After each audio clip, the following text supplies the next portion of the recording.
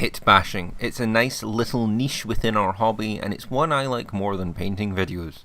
Don't get me wrong, Peachy, Flan and Duncan are great, but I think there's something more exciting when someone takes the physical properties of a model and changes them for their needs and wants.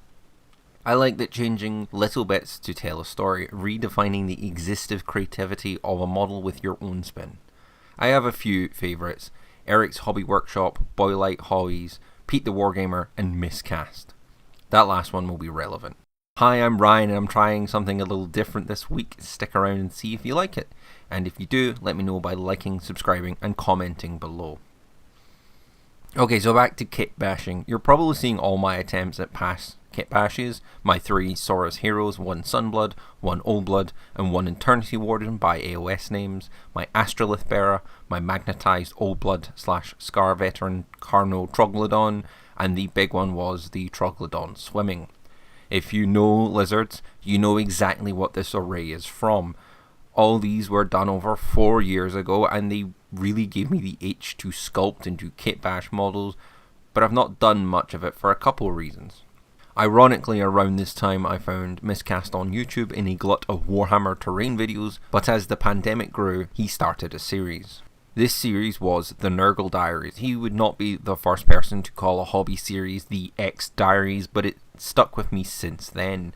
Not just the idea of a hobby series tracking an army creation and personalization beyond the paint scheme, but as something I want to do and to try. And this is what my Tunguska Diaries would form from. His is much better than mine. Go watch it for some truly cool stuff. But if I can get an army of kitbashes, proxies and paint schemes that is fractionally as interesting or as cool as his, I think this will be a success. This is not to say I'm judging my Tunguska against his Nurgle. No, it's more that I've been inspired in some way and I want to do justice by that inspiration. I've kind of rambled long enough. Let's talk about the Szalamandra. The Szalamandra is Tunguska's premier firepower. I've probably said that a few times, and when I've conceived of this project as a haven of originally just proxies, I wanted a Drago to stand in for the Szalamandra, as it was the coolest tag with a hypermagnetic rail cannon. But that wasn't going to happen. I've limited myself to 1 out of production army at a time, so I thought I'd do the next best thing. Take this Trip Hammer from Tag Raid, that to be fair I was planning on selling for a different tag, and stick a HMRC on it. So that's what I'll be doing. As I mentioned in my last video, I decided to sculpt the Pannel Hyper-Magnetic Rail Cannon, and like I promised, it's up on Cults 3D. 4 pieces giving you a Drago Heavy Flamethrower that I might resculpt a little, an ammo pack which is smaller than expected, the base of the cannon, and the body of the cannon itself. This video kind of doubles as a little tutorial on how you can use them, and please do let me know if you are going to. You should be seeing me put it together now, and you do have some wiggle room with how you place the base and the gun together. My intention is, and how the Drago was sculpted originally, is that the base is in line with the little targeting camera.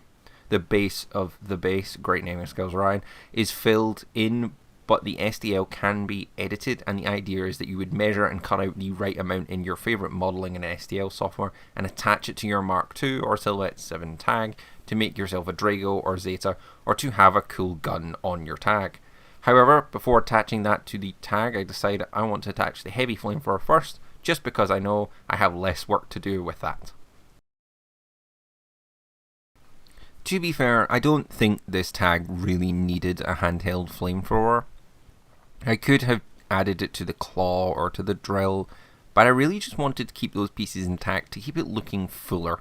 I've mulled around with the rocket podless Cherno idea before, but you really need something on the sides, and I just didn't want to sculpt something I didn't have a reference for. So this is the first time I've worked with 3D resin, and I know it's a little brittle, but I was not expecting the bit to ping off wildly. I don't actually know where it went, but it went. Eventually, with enough super glue and probably more green stuff, it will fit in lovely. To be honest, I never liked the handle when I sculpt it, so I'm glad I don't have to see it.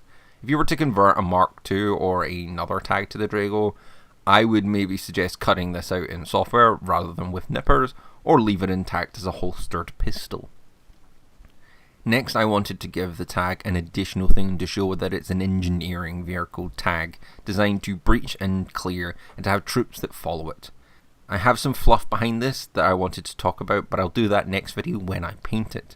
To highlight it as an engineering tag, I went for a bit of rebar or building support made from an old skink sprue and a bit of milliput we'll see in a second. I thought with the PVC I could bend the claw into holding the rebar, but I eventually thought better and decided I'll pop in more green stuff later, or maybe really resculpt the claw to make it look like it's holding it properly. But honestly, the less potential points of breaking, the better. Here I wanted a flat panel on one side of the model to freehand a little company mascot of a workhorse as a heavy duty engineer unit. I picked this side as there's not much going on it in general, and it would mean there isn't anything to obstruct the green stuffing or freehand. Thankfully I've gotten a bit better with green stuff after the Securitate in part 2, but damn I still hate it. With most of the extra bits out of the road, I need to set up attaching the cannon, but in order to do so, I need to remove this little viewport in the way and take my nice army painter nippers to it, and surprisingly it just flies off, whizzing past my head, twanging off my light shade and vanishing into the ether. I'm kind of mad I didn't get the audio. Now here I realise I haven't quite got the area flat, so I'm going to start filing it. I take my knife to it, I file it some more, take my knife to it again and just hack at it, but I'm not getting anywhere. In a vague sense it works, but not particularly well. I need more of a base for the cannon, so I go get an old mate who served me well in the other Kitbashes, and I get out the milliput. I just go to town and flatten out these two back bits. I think my milliput is probably going to need a bit of a trim of the bad bits, as it was a bit rough and my hands looked bogging afterwards. Anyway, I put it on the back and flatten out to extend the top light and support the cannon more and make it a little more armoured. With the additional milliput, I wanted to give the rebar a little bit of concrete on the top to make it look like it was wrenched out of the ground or cleared debris it picked up in the middle of a firefight to pummel a warband. A wee dollop of super glue will keep it from coming off. And finally, to get the use of the last of my milliput, I decide to make a sandbag for some reason and just give it some more basing pieces. I feel like more rubble would have worked, but honestly just something a bit different to give more colours on the model. Last thing before I leave the milliput to dry, I actually put the milliput on the back of the tag and smooth it down similar to the green stuff. Musing on the PVC, I'm not sure if a metal model or a seal cast model would have been easier to kitbash. In saying that, I would have been able to build the model rather than get a single hunk of plastic. Might have made a few bits of the kitbashing much easier. Once I add the little ammo pack though, I'll leave this for about a day to dry. About a day later, I can finish this one off, and honestly, this is the easy bit. The cannon just slots in, and I fight some super glue and try not to break the rest of the model with all this crap on it. It's pretty hard, but it goes on and the bulk of the silhouette is done. It's looking great, and we could leave it here, but it's not a honking great gun without an ammo belt. Said ammo belt is from Zinj Industries, and well, it wasn't the set I ordered. I ordered the 6 unique ones, but it instead got 6 of the same, but it worked out in the end. I think these are like 75mm long, which was just too short for my usage, which means I had to glue 1.5 of them together to get something that looks suitably long enough and add something interesting to the model's silhouette. With that attached, let's get some primer on this bad boy and get some sexy shots. Doesn't a coat of paint, even just priming, help tie a kitbash together? So the question becomes, does this live up to my inspiration? Yes, but it's never going to be as impressive as the Nurgle Diaries and the whole model kitbashing sculpting, but I'm really happy with this and how it turned out. One day I want to do something more wild than this, take a model and really build it from scratch for a purpose in one of my armies.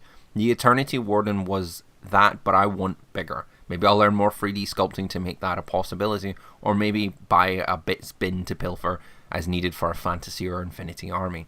Anyway, this Szalamandra 100% works as the centerpiece of my Tunguska army, and shows that it's not just the base Corvus Belli models all the time.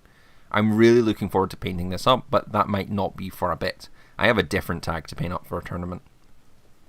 Anyway, I hope this video inspired you to really go out there and make something cool after seeing how easy it was to do it. Yes, I did have to do some 3D sculpting, but you can buy some online pretty easily. Download mine from the link in description, or just raid your bits box for some winners. As always, remember to like and subscribe for more if you liked the video. Thank you so much for watching, and I'll see you next time.